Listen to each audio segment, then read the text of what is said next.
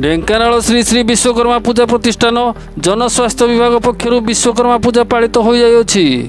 कलश पूजा, मंडल पूजा, विश्वकर्मा को षोड़श पूजा, विभिन्न फुलहार भोग लगी होम यज्ञ अनुष्ठित होइतिला।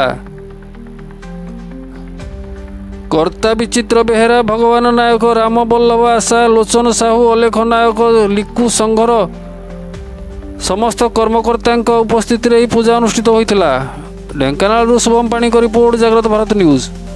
हेमंत कुमार साहू केमती पूजा होची के दिन पूजा होची हमर विश्वकर्मा हमर तो आज पूजा आरंभ ये पूजा हमर 3 दिन आज काली पूर्ण हो पूर्ण बसाणी हो प्रति वर्ष भलिया ए वर्ष भी पूजा होची।